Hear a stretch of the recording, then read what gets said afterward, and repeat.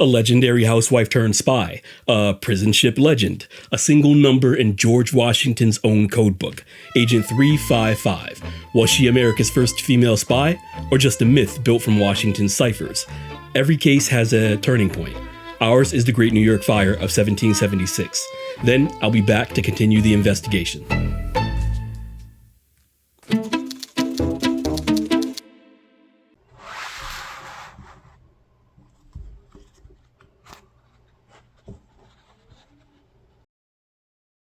September 21st, 1776, New York City's Turtle Bay, 2 a.m. At the height of the American Revolution, Lower Manhattan burns as fire and smoke blots out the stars. A rowboat cuts into the shallows, rowed by 2 Continental Army soldiers. With them, disguised as a Dutch schoolmaster, is Nathan Hale, 21-year-old rebel spy. God be with them. Hale hops out and splashes ashore. Behind him, the boat pulls back into the inky open sea. Will you not join me? Not our orders, sir. God be with you. Damn cowards. Whispering a prayer, he marches into the burning city under martial law, his mind fixed on the damning sketches hidden in his coat. Hale is spent. Smoke tears at his lungs. His eyes are raw. Fate has seemed intent on handing him to the British all night, or even the very colonists for whom he was trying to win a country. At Broad Street, he swept into a crowd fleeing the flames. Redcoats corralled them against the wall, looking for any innocents to blame for the blaze. In the name of His Majesty King George, I sentence you to death. Fire! Their muskets crack. Hale throws himself to the ground, rolls behind a cart. 3 people fall where he once stood. He jumps to his feet and pushes through a burning house, escaping into smoke. On the next street, enslaved men haul goods from a shuttered shop. Vigilantes rush in, muskets raised. Stop! Thief! Sir, this is our master's things. Master Simon, he out of town. We was just protecting. Shots tear them down. Hale watches from an alley frozen as they turn their muskets on him. He bolts as lead snaps at his heels. He rounds a corner, straight into a redcoat sergeant. You, man. Bucket brigades. His Excellency's orders. Rough hands shove Hale into line. Buckets slap from palm to palm, each movement threatening to expose the sketches in his coat. Hale coughs, at first real, then doubles over, exaggerating his distress. Good God, what is it, man? Consumption, sir. Get away from the others, you poxy bastard. Shoved aside, Hale stumbled down a side street, coughing until alone. 3 escapes in 2 hours. Dawn still hours away. The city itself seems set on killing him. Cedar Street. Untold hours in the gauntlet. Smoke in his lungs, feet blistered. The tavern looks safe. A corner table, relative quiet, and finally, some rest. His eyelids weigh 1,000 stones. His head dips. Then, a feeling like he's not alone. He jerks awake, hand flying to the documents in his coat. A reflex. Across from him, Robert Rogers, legendary ranger. Easy, friend. Didn't mean to give you a start. Robert Jameson, merchant. And you? Johannes. Van Dyke. Rogers orders 2 ales. Damned lobsterbacks. Let rebels burn half the city. Between us, I'd say Putnam's boys did them a favor. At the name, Hale's eyes sharpen. The Sons of Liberty remember their own. Even here. Fair weather for trade, if the tide holds. Hale's eyes widen. He leans forward, hope breaking through the exhaustion as he finishes the code phrase. And fair profit only when the ships return. Search him. Start with whatever's in that coat of his.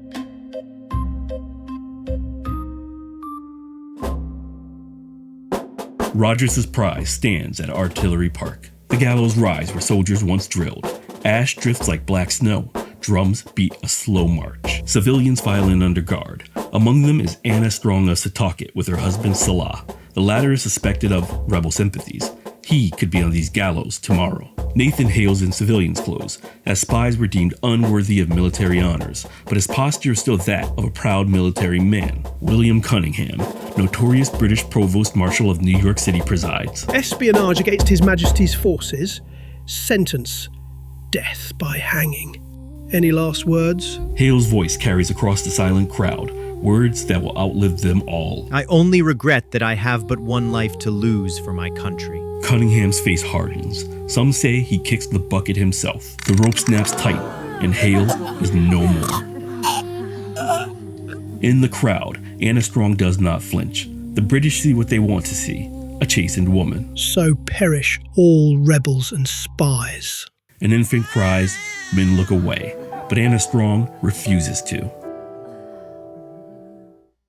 Some say this young woman would go on to become America's first true female spy, codenamed Agent 355 of George Washington's Culper Ring, that she would be caught and give birth aboard a prison ship called the HMS Jersey, that her tireless work saved the revolution from what would have been its biggest betrayal.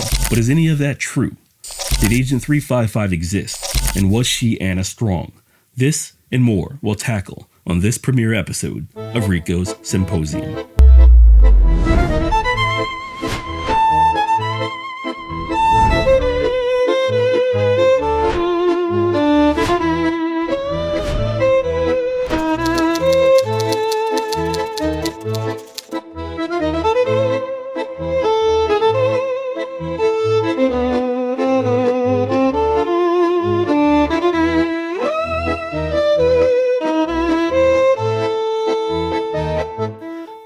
Ciao, Symposians, and welcome to the Symposium. This week's investigation, case number 001, was Anna Strong Agent 355 of George Washington's Culper spy ring? Since this is our first episode, let me tell you a little bit about who I am and what this channel is about. I'm Rico Robinson. Once a network engineer, I left tech in 2020 and never looked back. I picked up a camera, and by 2021, I was freelancing as a video journalist for my local news station. Now, with Rico Symposium, we seek to answer history's most epic, sort of open questions, digging into archives and books and academic papers to tackle contradictions in history's most compelling mysteries. Along the way, you'll meet figures like Nancy Wake, World War II resistance legend. Ooh, love, you wouldn't believe how easy it was to fool those Nazi bastards. They thought they had me. Me! But I had 'em wrapped around my little finger. A flash of a smile, a little laugh, and they'd be tripping over themselves to open the bloody door for me. If only they'd known, they were letting the most dangerous woman in all of France waltz right in. Or Harriet Tubman, the Underground Railroad's most renowned conductor. Y'all think I was about to let those fools keep me and mine in chains? No, sir. You thought wrong. I got 2 good feet and a whole lot of fight in me. We leavin'. And if y'all don't want any trouble, best get out our way. And even figures like Henry VIII, who... Off with her head! Oh my god.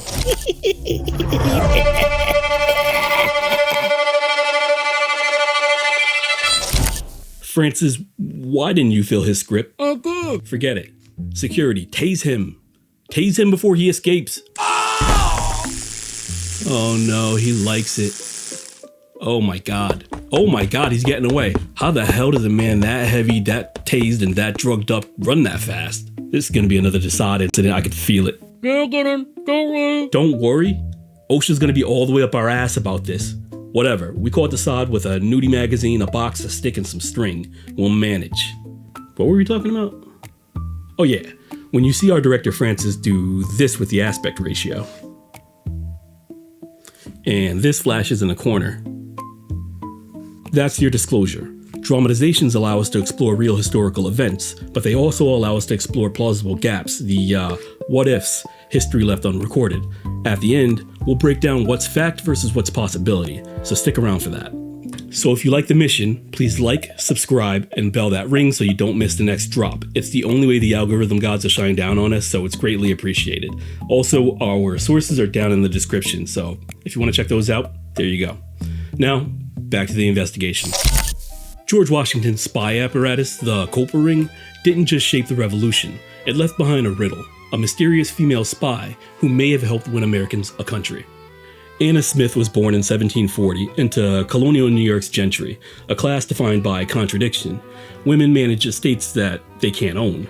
Their labor is invisible yet essential. Ledgers, supplies, servants, the whole shebang, they're running it. She marries Judge Salah Strong, and some say they raised 9 or 10 children together. God damn, 10 children.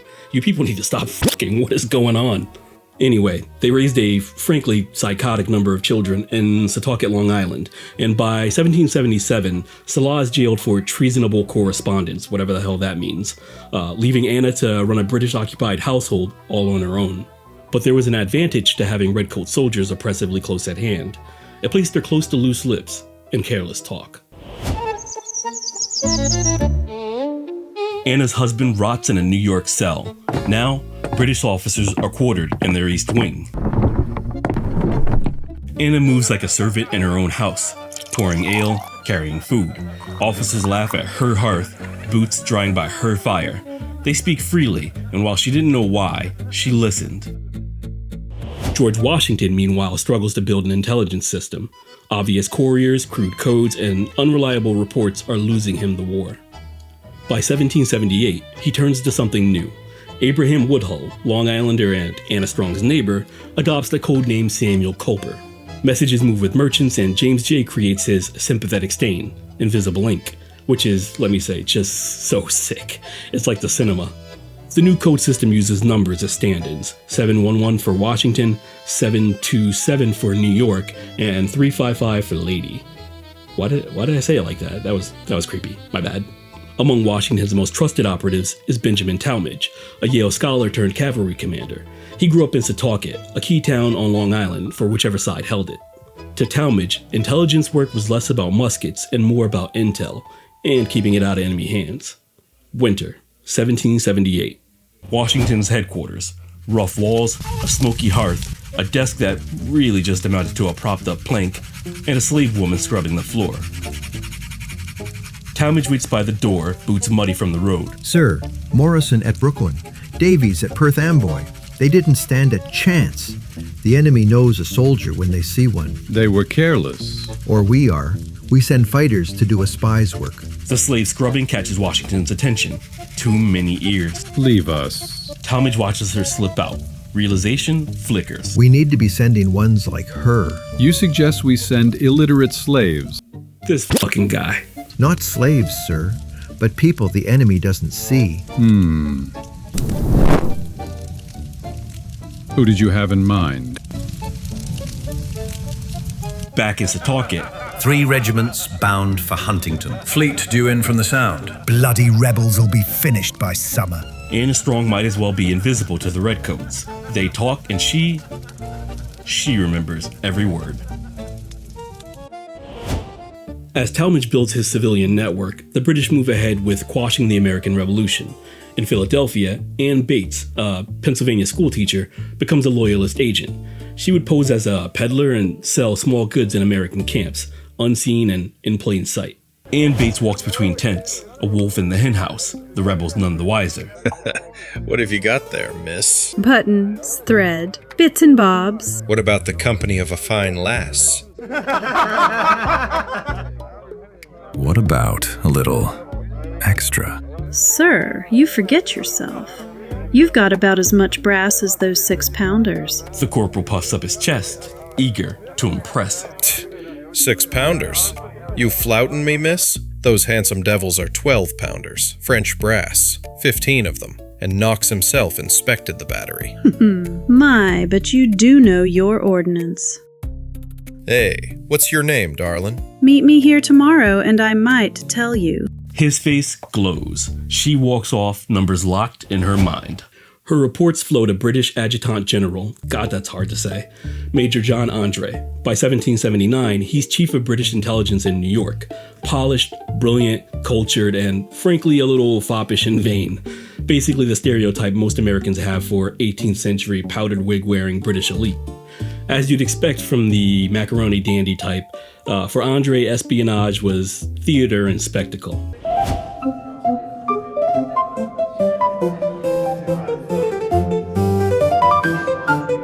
John Andre paints a reclining nude. Silk gowns lean close. A whispering lieutenant balances a glass of claret. A judge's wife fans herself, scandalized but rooted to the spot. A little light on the shoulder, the curve of the arm. Art and truth share one virtue, my lovelies, detail. He gestures to Ann Bates's report on the side table. Our Miss Barnes has been busy. 15 new cannon, powder low, wagons arriving regularly. My, how they play at war. Cheers! Cheers! To Miss Barnes. Petticoats conceal sharper blades than half-hour sabres. Bravo! Andre revels in Bates's reports as proof of his own brilliance. What he never imagines is patriots learning the same lesson, shaping competent invisible networks of their own using competent invisible women. By 1779, the Culper Ring matures. Names surface, some trivial, some not. A cook rumored to meet with a British officer, a certain indebted continental general subject to temptation, more on that later. Meanwhile, the ring gets crafty. A lantern lit in the right window, a specific chestnut bay horse tethered to the right post, patterns of movement that the occupiers might ignore, but insiders read like orders on parchment. But the ring's survival depends on speed. Reports ride from New York City to Setauket, about an hour-and-a-half drive today. Not bad, but annoying as all hell. I had to make a similar drive from New York City to Bumblefuck Long Island back in the day to visit clients for work, and Judas Priest, man, thank God those days are over. NYC traffic is a bitch, dude, but the rebels didn't even have cars or trains, so things were a bit more involved. A Continental Army officer and whaleboat captain by the name of Caleb Brewster was responsible for transporting secret intelligence across the Sound. And without shore signals, Brewster's crew would find itself in some rather sticky situations.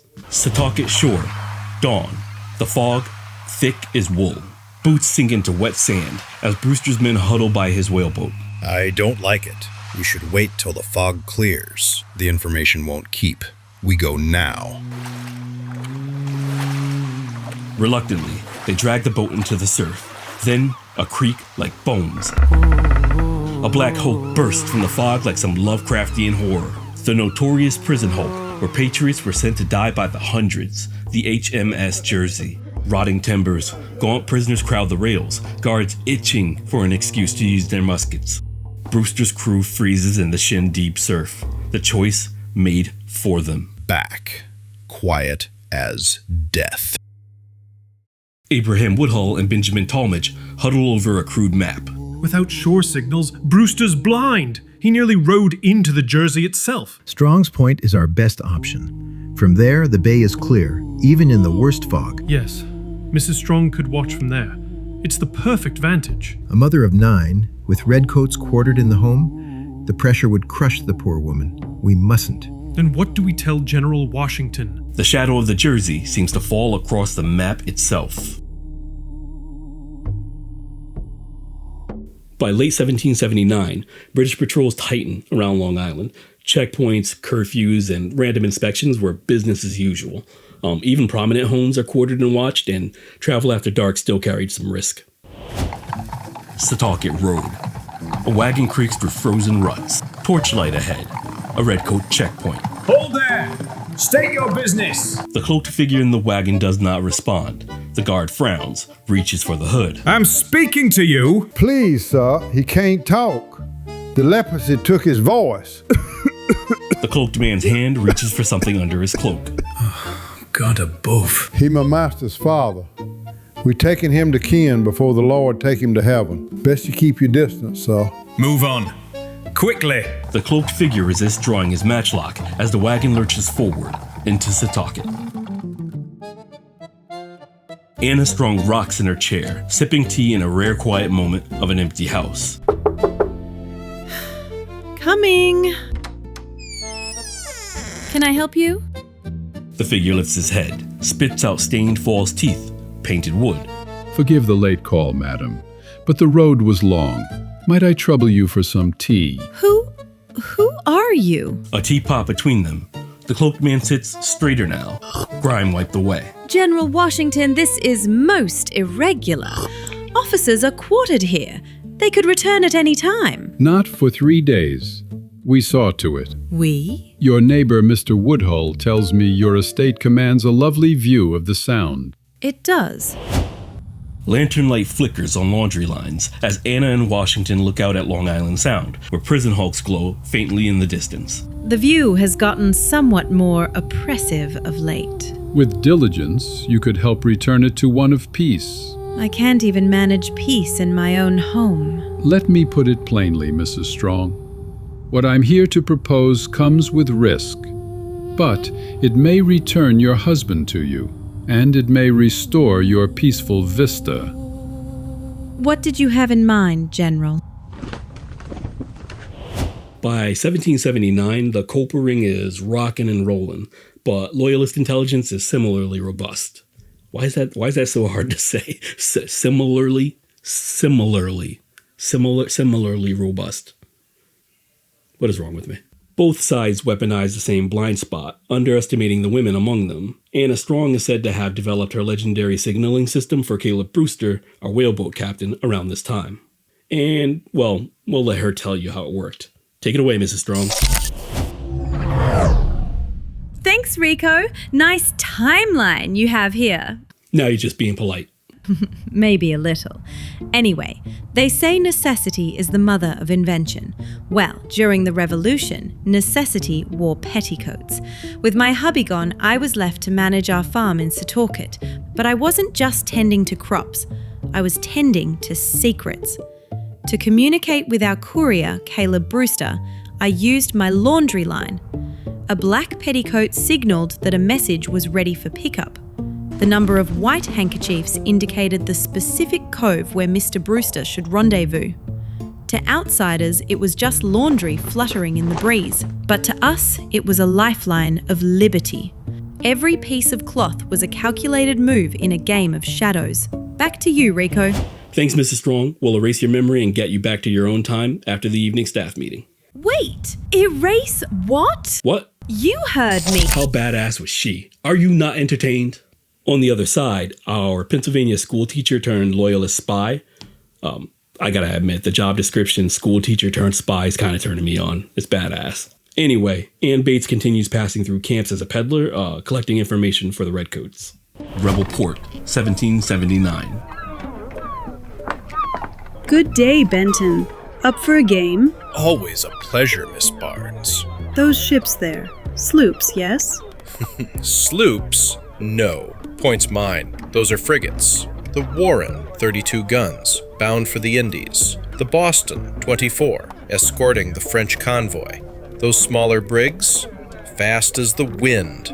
Perfect for raids. She nods, feigning awe. Every name already filed away for Andre. The Invisible War has begun. A judge's wife in Setauket, a school teacher from Pennsylvania. Neither knows the other exists. Both prove the same truth.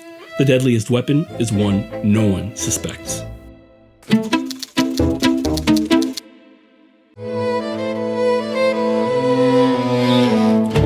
By the summer of 1779, British counterintelligence in New York had grown sharper under our foppish Major John Andre.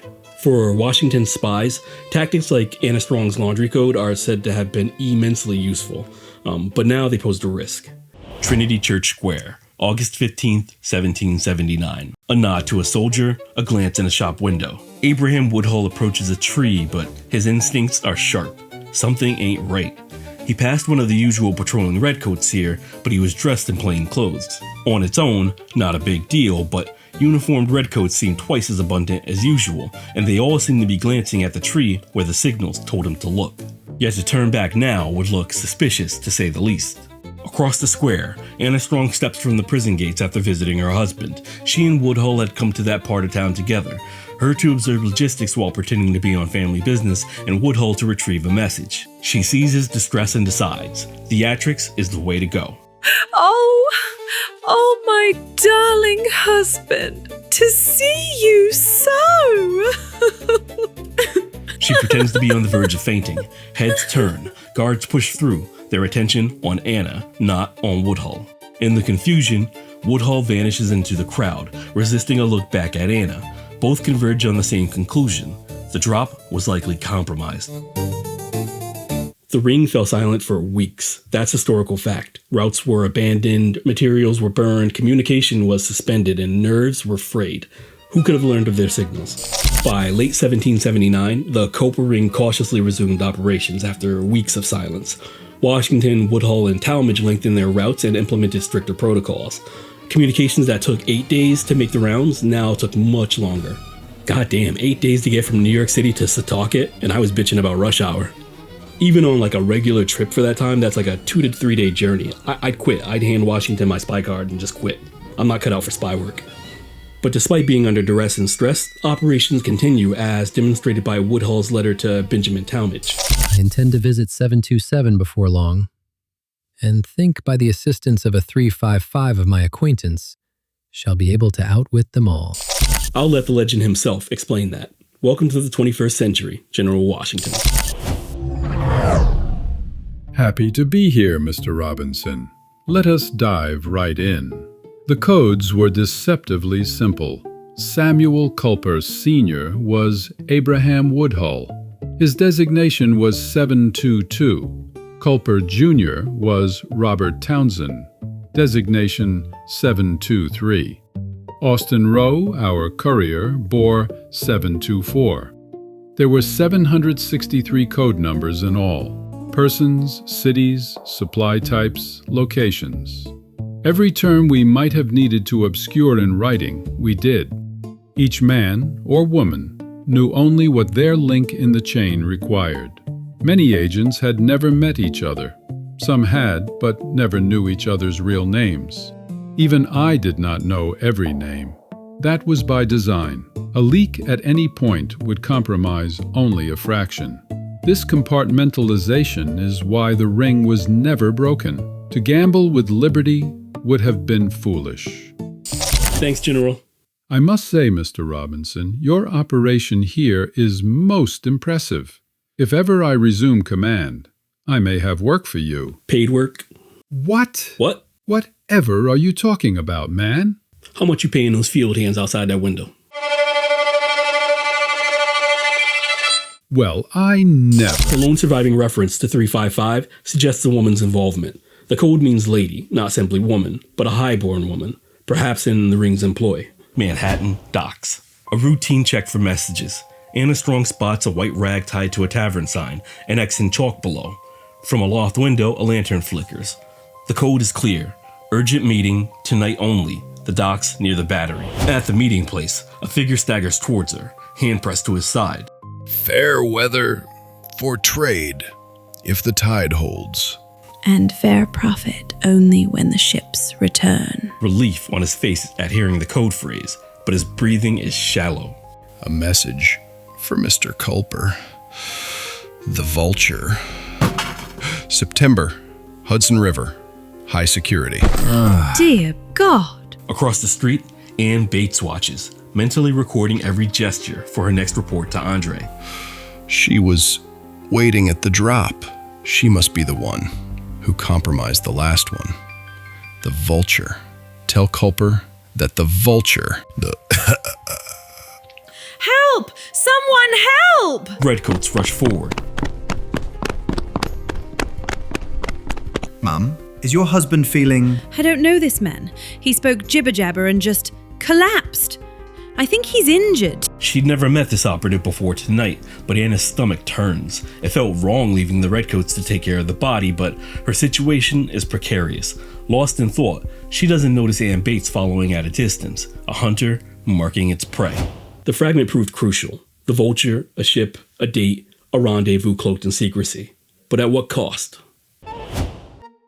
September 1780. Anna Strong's house. Anna sits at her desk, writing between the lines of a letter to her sister. Unlike the black of iron gall ink, her strokes are yellow, then fade altogether. This is James J's sympathetic stain, the invisible ink we talked about earlier. The dying agent gave only a fragment, the Vulture. Anna sharpened it with scraps gathered in Setauket. A sailor softened with pie spoke of a Swan-class ship. 14 guns, 125 men. An officer, always drunk by midday and trying to get a glimpse down her petticoat, boasted it ferried VIPs upriver, and that a special passenger was expected soon. She breathes on the fading ink to dry it, then seals the letter. Sarah, deliver this at once. Remember my instructions? Yes, ma'am. Sarah glides through Setauket Market. Ann Bates follows at a distance, eyes on the letter that Sarah carries. She'd been following Anna Strong for days, and Strong seemed none the wiser. Hey, Leon. Hey there. Good to see you. Looking good. Sarah laughs, leans in close, whispers something into his ear, something flirtatious, no doubt.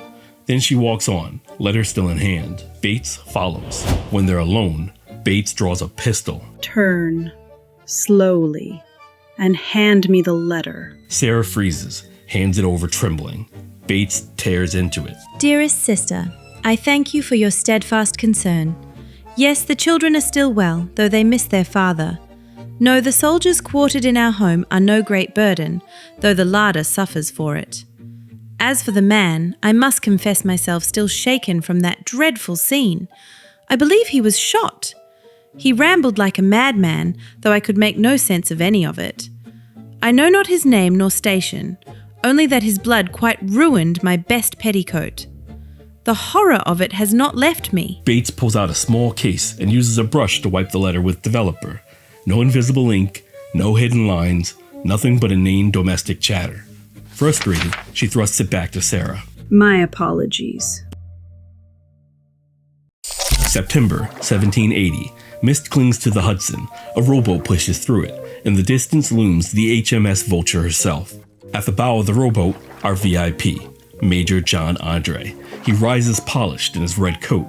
Awaiting him on the dock is Continental Major General Benedict Arnold. Major. General! I trust the fire still warms your hearth? Warmth is scarce these days, as are other things, including friends. All of which can be supplied with the right arrangements. Arrangements take time, something I lack. Then let us speak of terms, not delays. Arnold leans close, voice low. There's a house nearby. If we reach an understanding, I'll bring what you seek. Ever the cautious soldier. Very well, but do understand that my time is also limited. The Vulture is in a compromising position, and I must get her back upriver post-haste. High on a bluff, Fort Lafayette crouches above the river. At the gate, Leon, the merchant Sarah had spoken to in the market, clutches the letter Sarah was carrying. A second letter. Get this letter to Fort Lafayette with all speed. On your life, do you hear? On my life. On yo life, Leon. Leon strolls up to a lone guard, asleep at his post. Back! Business for command. It's urgent, sir. I said get back, boy! I got to insist. This very important. Alerted by the commotion, Colonel James Livingston appears above the gate. He peers down, seeing the letter in Leon's hand and the determination on the merchant's face. Bring him. Looking almost disappointed, the sentry lowers his musket. Who's this from, son? Mrs. Culper, sir. Livingston's face tightens. This could only be crucial intel. All right, then. You go and get yourself fed. We'll find you a place to rest for the evening. Thank you, sir. Livingston whips out a kit and brushes developer liquid across Anna Strong's letter. Brown script blooms where once there was only empty space. A ship, a time frame, and some high-rank VIP on Livingston's doorstep. Jacobs? Yes, sir. Forward a gun to Teller's Point. Get Peterson and Sherwood on it. We may be expecting His Majesty's men for company, and I intend to welcome them personally. Right work. Do it again. Move aside, you ragshag fosterlog. Are you okay, sir? Piss off, you idiot. I'm fine. On second thought, take the helm. I have important matters to which to attend. Must hurry, must hurry, must hurry, must hurry, must hurry. Sir? Piss off. Sir? Eat shite. He ate the curry. He ate the curry. You are such a catty bitch. Fuck that guy. Must hurry, must hurry, must hurry, must hurry, must hurry. Ah, God. Ah, kill me now.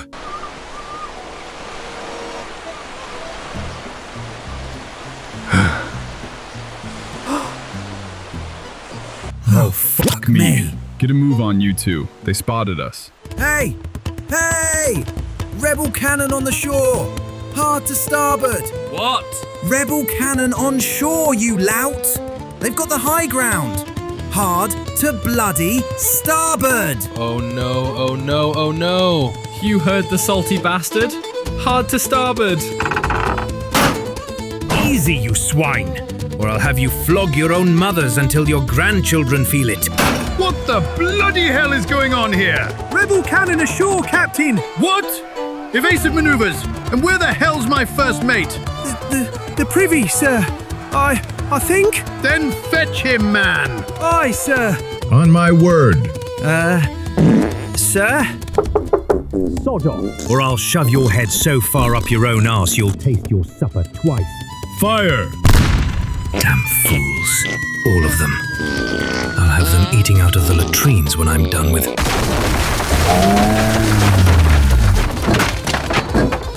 Oh my god! Well, where the bloody hell is he? Dead, sir. Thoroughly. Son of a bitch. Fire! Fire! Fire! Is that all you got, you macaroni dandy sons of bitches? I said fire! What are you waiting for? They have the high ground! Retreat, goddammit! Woohoo! That's Get some, you limey sons of bitches! We showed you! Yeah! Woo! Get out of here! Andre stands with Joshua Head Smith and a sailor at the rendezvous point with the Vulture. Benedict Arnold had come to him the night before, handing him the intelligence as well as the commitment to betray the Americans and hand West Point to the British. Benedict Arnold's betrayal is definitely something we'll explore in a future investigation, have no doubt. His wife was quite the fascinating figure. Andre stares at the river where the ship should have been. Miles down, sir. We can't row that. Must have something to do with that cannon fire we heard. You'll need to go by land, through American posts. We'll need to dress you in plain clothes. There's no other choice. Staying here is not an option. Andre's usual foppish flair is all but absent. Alone, Andre can't stop scanning the horizon for danger. He was deep in enemy territory, and the plain clothes he wore gave him little comfort. Sounds from the tree line grab his attention. His hand falls to his pistol. 3 men step out of the woods. John Paulding is wearing the coat of a Hessian officer. Isaac Van Wart and David Williams are wearing plain clothes. The Hessian coat meant British allies. Well, well, who might you be? I am an officer of His Majesty's service. The 3 men exchange surprised glances. He hands Van Wart his travel papers. Paper says merchant. Boots. What? Surely. I said boots. Reluctant, Andre obeys. Van Wart draws documents from Andre's boot. The intel that would have allowed him to take West Point and end the war in a British victory. Well, that's tidy work. Paulding notices Andre eyeing his coat with confusion and laughs. He points at a hole in the coat, surrounded by a bit of old blood. He didn't need it anymore. Andre's composure settles like a mask. These weren't allies. These were the enemy. Then you know how to treat a captured officer. The 3 men hold his gaze. None move to salute. The Hessian coat tripped Andre up. Fatal move. And like with Nathan Hale's daring dash through Manhattan, the plain clothes he wore mattered. In uniform, Andre might have been sent back to the British in a prisoner exchange. In civilian dress with the plans for West Point in his boots, the law called him what he was, a spy. And spies were executed. Period. The loss of West Point would have been a disaster for the Americans. Instead, they captured Britain's most preeminent spy master and removed him from the chessboard.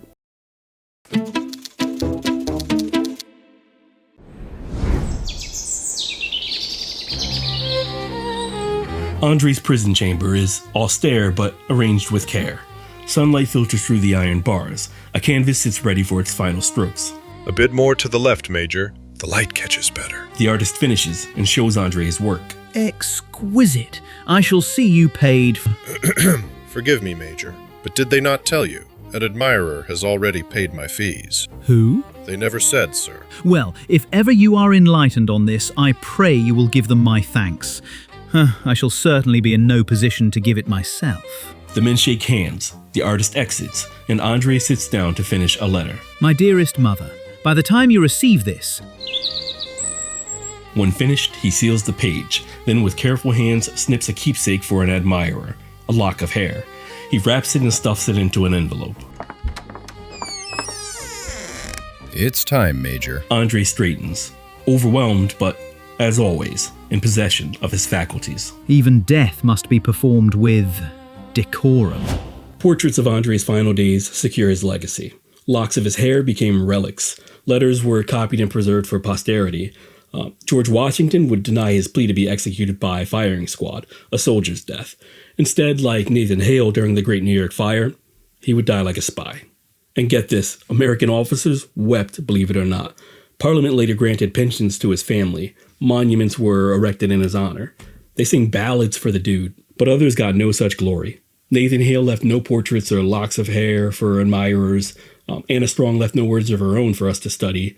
And Anne Bates, well, London, 1795, many years after the war ends at Yorktown. Anne Bates sits opposite a clerk at his obscenely cluttered desk, lost in the shadows of towering stacks of documents. Her dress is worn at the seams, her eyes shadowed by fatigue.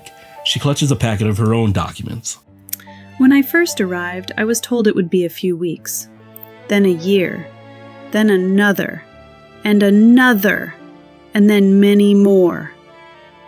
Always the coffers, always excuses. Her voice trembles, but she presses her anger into forced politeness. Sir, I served His Majesty faithfully. I risked my life. Do you know what they did to spies? My being a woman would have brought me no mercy. The pension promised was earned. Please, I beg you. Place your petition here, madam. It will be addressed in the order in which it was received. She drops her packet onto a teetering pile and exits, carried by resignation. But back in Setauket.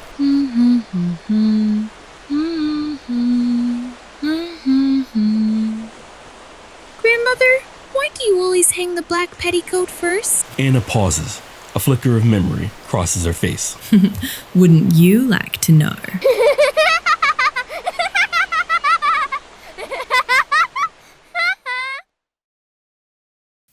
Back in 1781, the Culper Ring signals had become too visible to last. Woodhull admitted living in daily fear of being hanged. Patrols tightened along with the Redcoats' grips. But then Washington eked out a victory at Yorktown. The war was won. The British left American shores, and the young country needed diplomats more than it needed spies. So the network shut down. Records were either destroyed or lost to time. We really don't have much. No medals, no pensions, no names. Success meant silence. Britain, by contrast, archived its failures. Anne Bates crossed the ocean seeking support, but her husband would leave her nearly as soon as they hit the dock in England, this fucking guy. She left petitions for her promised pension, met with constant postponement.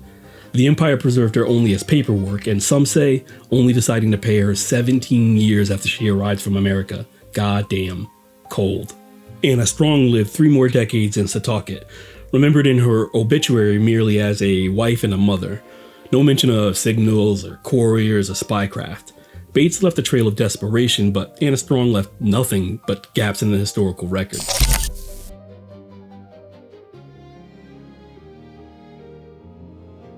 As always, the historical record comes to us in fragments. Culper Code 355, designation lady. A letter from Abraham Woodhull stating that a 355 of my acquaintance will deliver them to victory. Intelligence that exposed the turncoat, Benedict Arnold. But was it Anna Strong who did all this? Her land overlooked Brewster's Cove. Her prison visits to her husband were the perfect cover. Her standing allowed her access to officers' wives, and she had officers along with a wealth of intel in her home. But what's the truth? So, was Anna Strong Agent 355 of George Washington's Culper Ring?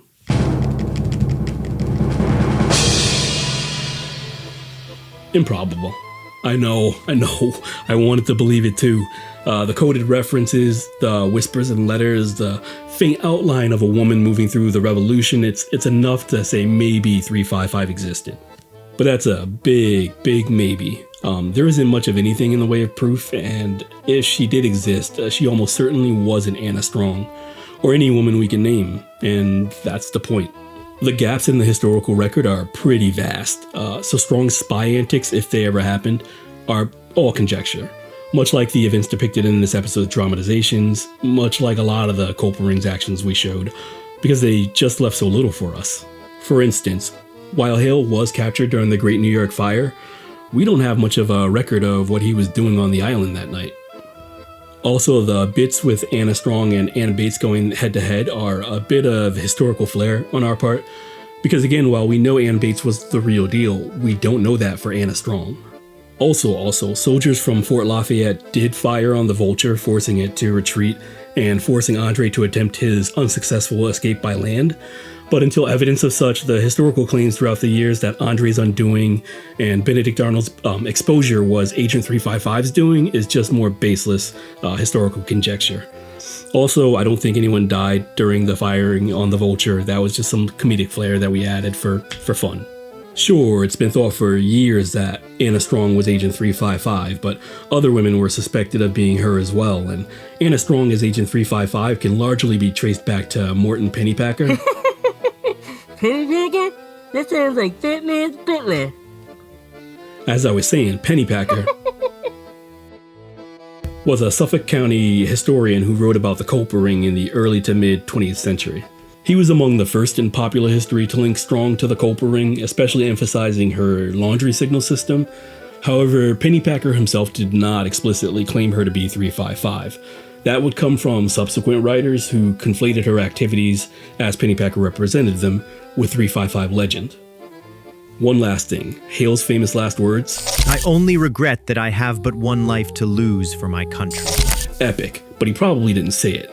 Those words probably originated in a play called Cato by Joseph Addison. And so with that, Investigation 001 is closed, but not forgotten. Thanks for tuning in to the premiere investigation of Rico Symposium. If you want to support a brand new channel that takes a lot of hard work and love to produce, please like, subscribe, and bell that ring for future episodes.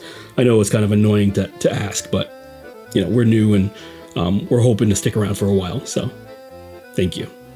And if this got your wheels turning, hop into the comments. Tell us what we got wrong. Tell us what we got right. Respectfully, please. Oh, and we are launching with several episodes. Originally, we intended 5, but it's a lot. So there may not be 5, but there will be several. And so subscribe and check those out. They're all available on the channel now. This episode is probably quite a bit longer than most episodes will be. The first few episodes are pretty long. I didn't know how much the script would sort of pan out to video length. But we got a better feel for it now. So future episodes will be a little bit shorter, but yeah. I've been Rico Robinson. Thanks for watching. Thanks for thinking, and I'll see you on the next investigation.